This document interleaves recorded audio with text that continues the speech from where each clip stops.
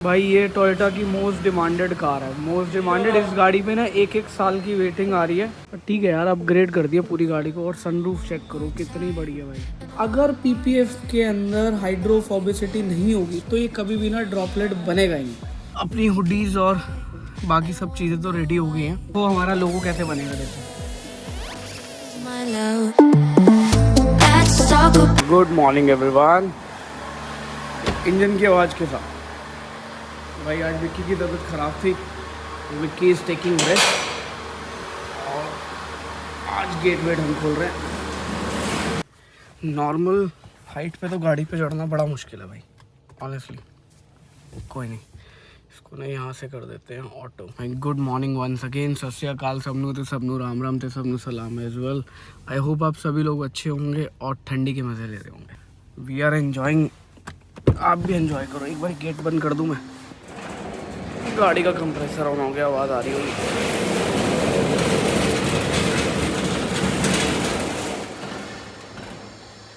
सुनाता हूँ आपको भी। यहाँ लगा हुआ कहीं कंप्रेसर। हाँ, लेफ्ट साइड पे लगा हुआ है कंप्रेसर। एयर सस्पेंशन के लिए इसमें लगा होता है एक छोटा सा कंप्रेसर जो कि अप टू 200 PSI तक का प्रेशर मेंटेन करता भाई। और साथ में हाइट सेंसर्स लगे होते हैं जो कि इंडिविजुअल टायर्स की हाइट बताते रहते हैं।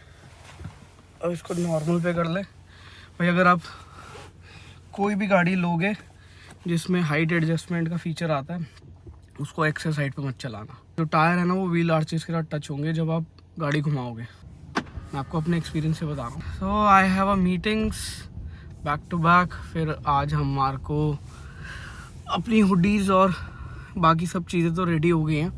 अब उन पे जो है सिर्फ और सिर्फ जो लेबल्स, थोड़े से ग्राफिक्स, इन सब का काम बाकी है। वो एज़ पर ऑर्डर्स हम करते जाएंगे। जैसे जैसे ऑर्डर आ रहे हैं उसी टाइम बना के। इनिशियली को मैंने जिपर पैकिंग दिखाई थी ना, उसमें नहीं आएगी। पहले आएगी पेपर बैग की पैकिंग में, क्योंकि वो वाली पैकेजिंग बनने के लिए दी हुई है। क्योंकि उससे पहले हमारे को अपना ट्रेडमार्क रजिस्टर कराना था, तो प्रोसेस में डाल दिया। क्योंकि कुछ भी आप प्रिंटिंग एसेट बनाते हो ना, तो उससे पहले आप अपना रजिस्ट्रेशन, ट्रेडमार्क, ये सारी चीज़ें ना आप प्रॉपर पहले करा लो। अदरवाइज़ क्या होगा, मान लो आपको वो ट्रेडमार्क नहीं मिला और या वो रजिस्ट्रेशन वाला मार्क नहीं मिला। आपका मार्क्स जो है, मतलब जो भी आपने बनाया, लोगो बनाया या नाम बनाया, उसको आप रजिस्टर कराते हो। अगर वो 1% रजिस्टर नहीं हो पाया तो आपका जो है प्रिंटिंग का सारा लॉस हो जाएगा। So you have to be very very sure before you get into an asset, some asset development, जिसमें आपके पैसे लग रहे हैं बहुत ज़्यादा और जिसको आप कस्टमाइज़ नहीं कर सकते, तो उसको थोड़ा सा वेट करके मना लो। उस टाइम तक के लिए थोड़ी सी प्राइसिंग कम कर लो। फिर जैसे ही वो पैकेजिंग आपके पास एनरोल हो जाए, आ जाए, आप थोड़ी सी प्राइसिंग बढ़ा लो। तो भाई ऑफिस जाने से पहले ना डेली अब मैं गैराज आता हूँ और यहाँ पे आपको अपडेट्स देता हूँ कि क्या क्या काम चल रहा है। ये कल जो आई हुई थी अपने पास GT आई हुई थी, इस पे काम चल रहा था। आज इसकी होगी PPF। इसका इंटीरियर एक्सटीरियर दोनों होने वाले हैं। बहुत सारे लोग कहते हैं कि PPF के ऊपर ना उनको सेरामिक कोटिंग करानी चाहिए और पहले भी सेरामिक कोटिंग करानी चाहिए। यहाँ ना मैंने एक ड्रॉपलेट बना के छोड़ा हुआ है। अब इसका ना एक कॉन्टैक्ट एंगल, यार एक तो एक्सपोजर सही नहीं आ रहा। हाँ ये देखो, अगर PPF के अंदर हाइड्रोफोबिसिटी नहीं होगी तो ये कभी भी ना ड्रॉपलेट बनेगा ही नहीं। पहली चीज़ ये समझो। तो हमारी जितनी भी PPF होती है ना, ये प्री कोटेड आती हैं। सेल्फ हीलिंग का कोट होता है इसमें अल्ट्रा इलास्टोमर्स होते हैं, जिसकी वजह से ये सेल्फ हीलिंग की प्रॉपर्टीज़ देता है। और उन इलास्टोमर्स का हमने जो कॉन्टैक्ट एंगल है ना, वो भी चेंज किया हुआ है। आप गौर से देखो, ये जो ड्रॉपलेट बन रहा है, और अब इसका कॉन्टैक्ट एंगल चेक करो। देखो ऊपर लाइट्स तक का ना कॉन्टैक्ट एंगल के अंदर रिफ्लेक्शन आ रही है। देखो इसका मतलब क्या है कि जो हमारी PPF भी है ना, ये भी ऑप्टिकली क्लियर है, और दूसरा ये पानी भी बहुत क्लियर है, तभी ये रिफ्लेक्शन कर रहा है। बट ये रिफ्लेक्ट तभी करेगा जब ये एक एंगल बनाएगा। अदरवाइज वाटर जो है ना ऐसे बर्स्ट हो जाता है। देखो ये बर्स्ट नहीं हो रहा, कितनी मर्जी बारी कर लूँ ये बर्स्ट, ये इवेंचुअली अपना ना एक ड्रॉप बना लेता है। अगर मैं ऐसे करूँगा तो अगर ये हाइड्रोफोबिसिटी नहीं होती तो कुछ ऐसा नज़र आता। अभी मैंने बिल्कुल इसको ब्रेक कर दिया। दोबारा से मैं आपको ना करके दिखाता हूँ। हाइड्रोफोबिक इफेक्ट्स होंगे ना तभी ये पानी नीचे आ रहा है, देख रहे हो। और वाटर जो है ना एक कांटेक्ट एंगल बनाएगा सरफेस के साथ। तो हमारी जो जितनी भी पीपीएफ आती है ना वो सारी की सारी सेरामिक कोटेड होती हैं, बट हर चीज़ मेंटेनेंस मांगती है, तो ये भी मेंटेनेंस मांगती है। तो आपको क्या करना है, आपको हमारा मेंटेनेंस शैम्पू लेना साथ में। पहला वाला पैक तो आपको फ्री मिलेगा, उसके बाद आप यहाँ आके परचेज़ कर सकते हो। एक शैम्पू की बॉटल आई थिंक अराउंड आपको 500 रुपीज़ की मिलेगी, जो कि ईज़िली 2 महीने चल जाती है। उसमें आपने 10 ml 20 ml कंसनट्रेटेड होता है वो, 20 ml बॉटल में डालना है, स्प्रे बॉटल में। बाकी आपने पानी डालना है 1 लीटर और स्प्रे कर देना है। स्प्रे करने के बाद आप पीपीएफ अगर आपने करा रखे तो डायरेक्टली कपड़ा मार सकते हो। इन केस पीपीएफ नहीं कराई हुई तो आपको प्रॉपरली वॉश करना है, और वॉश करने के बाद उसको कपड़ा मारना है। बट उस शैम्पू को आपने डायरेक्ट सनलाइट के नीचे नहीं यूज़ करना। वो इस रीज़न से क्योंकि शैम्पू के अंदर कुछ ऐसे एडिटिव्स हैं जो कि सूख जाएंगे इमीडिएटली अगर वो सन के नीचे आएंगे। बाकी गाड़ी की ग्लॉस सब कुछ इन्हांस हो गई है। ये 6 महीने पुरानी गाड़ी है, और आई थिंक जिनकी भी गाड़ी उन्होंने कहीं से पेंट कराया था। तो ये क्वार्टर पैनल का और बम्पर का कलर अलग नज़र आ रहा है। अब जहाँ से भी उन्होंने पेंट कराया है नो आइडिया, बट गाड़ी की ग्लॉस चेक करो, बहुत ही बढ़िया ग्लॉस आ रही है। देखो कुछ इस तरीके के आपको ना जब डिफेक्ट्स नज़र आते हैं ना, इसका मतलब क्या है, इस पेंटेड पैनल के अंदर ना बर्ड पूप हुआ है। मतलब कि बर्ड पूप जो होता है वो एसिडिक होता है, जिसकी वजह से ना पेंट जो है इस तरीके का हो जाता है। अब उसको निकालने का तो तरीका है, but eventually we have to go extra mile for it. लेकिन अभी क्या होगा, जैसे जैसे पीपीएफ को थोड़ी सी हीट मिलेगी ना, ये सेल्फ बैलेंस होके उस एरिया को भी कवर कर देगी। और हमारी पीपीएफ के अंदर स्पेशलिटी है, बर्ड पूप भी इस पर नहीं टिकेगी, प्रोवाइडेड आप 24 घंटे के अंदर अंदर वॉश कर लो। इन केस अगर फिर भी बर्ड पूप आ जाती है, उसको भी हटाने का तरीका है, आप किसी भी हमारे स्टोर पे जाके हटवा सकते हैं। ये देखो बाकी सारे आपको ड्रॉपलेट्स नज़र आ रहे होंगे एकदम क्लियर। तो भाई ये टोयोटा की मोस्ट डिमांडेड कार है, मोस्ट डिमांडेड। इस गाड़ी पे ना 1-1 साल की वेटिंग आ रही है। तो ये जो क्लाइंट आए ना, ये मेरे बड़े अजीज़ दोस्त हैं। इनको ना मैंने दोनों बारी गाड़ी एलोकेट करा के दी, ये दोनों बारी लेने नहीं जा पाए, फिर तीसरी बार जाके इनको गाड़ी मिली। यह टोयोटा की इनोवा हाई क्रॉस, और ये आती है हाइब्रिड के अंदर। और इसमें जो पीछे का सिटिंग एक्सपीरियंस दे रखा है ना, मतलब वो बहुत ही अमेजिंग है। करण ये ब्रश रख ले, करण ये ब्रश रख ले, दिखाता हूँ भाई आपको सेटिंग में। इसमें बिल्कुल आपको ना एयरक्राफ्ट का फर्स्ट क्लास एक्सपीरियंस देती हैं ये दोनों कैप्टन सीट, जिसको आप रिक्लाइन कर सकते हो। और इसका जो है ये लेग सपोर्ट भी एक्सटेंड हो जाता है, देखो।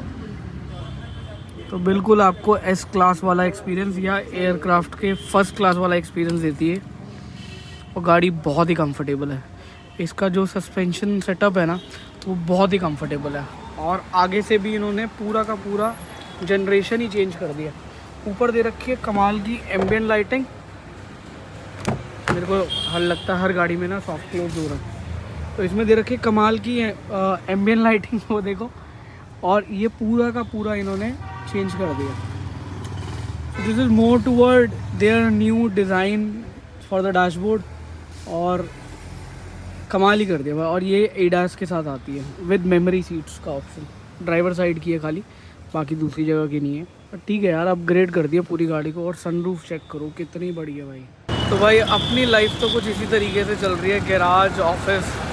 और अब इसको आपको ना नए इसके जो प्लान्स हम कर रहे हैं ना, वो भी शेयर करता हूँ कि हम किस तरीके से डिज़ाइन कर रहे हैं। बाकी अभी गाड़ी में बैठते हैं। बाकी आज मॉर्निंग में ना मैंने JLR को कंप्लेंट करी थी। भाई ये है हमारे पॉलिशर्स के स्टैंड, और इसके साथ एक्सेसरीज आती जिससे आप अपने एलाइड प्रोडक्ट इसके साथ हैंग कर सकते हो। पाउडर कोटिंग होने के बाद इसके ऊपर हमारी होती है ब्रांडिंग। पहले इसको मेटल शीट पे कटता है, फिर ये होती है बेंडिंग, उससे पहले सारा ये लेज़र से किया जाता है, ये जितने भी है ना कटआउट ये सारे लेज़र से करे जाते हैं। अब पाउडर कोटिंग होने के लिए हम इसको भेजते हैं फरीदाबाद। चलाओ भाई, अब देखो हमारा लोगो कैसे बनेगा। देखो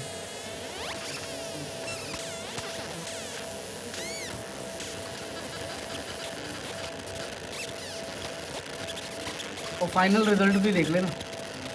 इसको मैं थोड़ा सा फास्ट फॉरवर्ड कर दूंगा आपके लिए।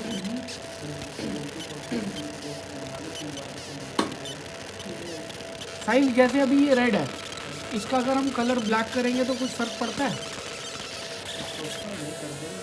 नहीं, ब्लैक कलर अगर हम करते हैं तो इसके इस वाले प्रोडक्ट में फ़र्क पड़ता है? नहीं। एक आती तो है, हमने लेज़र देखी थी जो कलर के हिसाब से भी करती थी। मेरा ये मूछ का बाल की नहीं है, एक काट ही लेना उसको। ये सर पे तूने वैक्स ही लगाई थी ना पहले? लग तो यही रहा, पहले वैक्स लगाई तभी बाल उड़ गए, अब तू मूछ पे लगाने की सोच रहा है। तो इसमें भी ना नंबर ऑफ पासेस होते हैं कि आपको लेज़र कितनी चलानी है,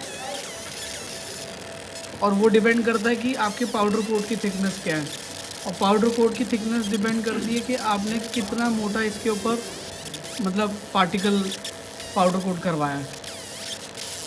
तो भाई बहुत सारी परम्यूटेशन कॉम्बिनेशन लगा के एक अच्छा प्रोडक्ट बनता है, लोग कॉपी कर लेते हैं, लेकिन एग्जैक्ट जब आप मतलब कंपेयर करोगे ना एप्पल टू एप्पल तो आपको पता चलेगा। लो भाई ये फाइनल फिनिशिंग देख लो। देखो ऐसे आई है, थोड़ा सा और क्लोजअप दिखाता हूँ आपको। हो गया?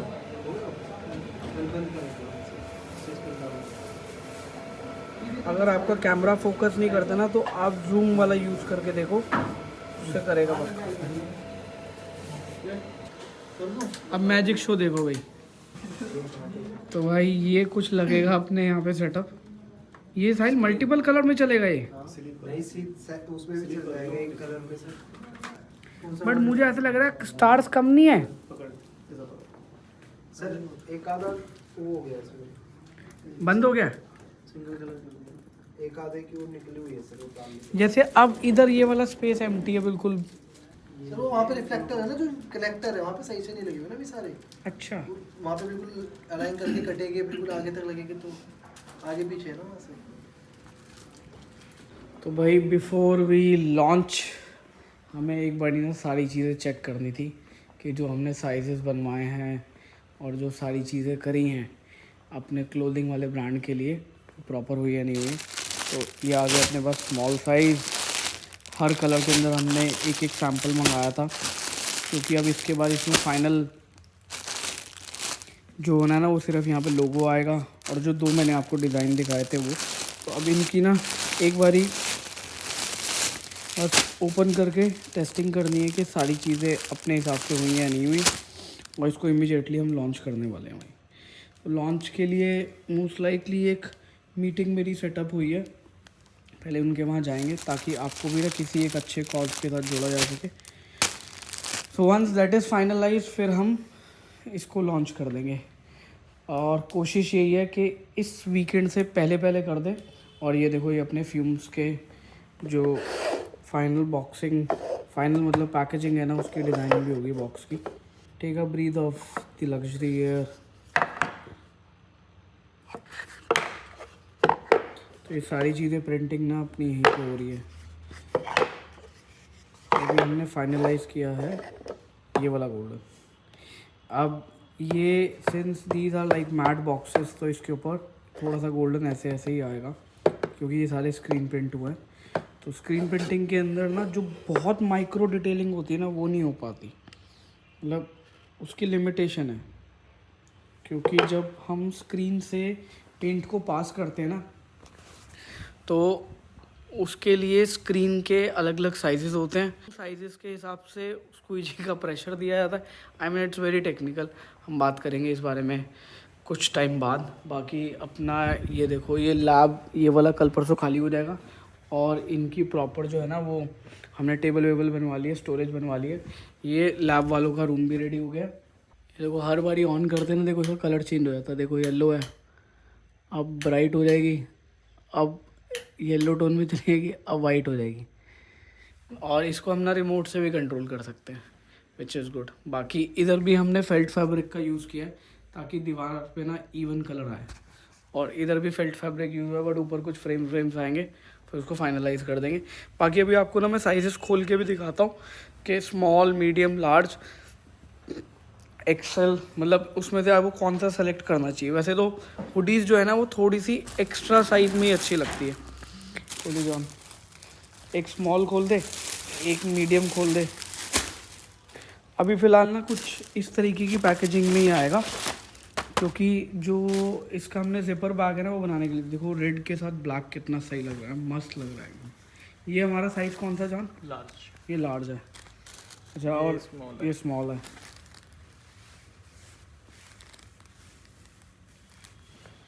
तो अभी हम ये सारे सैम्पल्स खोल के देखेंगे, एक एक साइज़ जो भी है, और उसके बाद इनकी फिर फाइनल जो भी आपको डिज़ाइन इसके ऊपर चाहिए होगा, वो जब आप ऑर्डर प्लेस करोगे वो सेम डे बनेगा और सेम डे डिस्पैच हो जाएगा।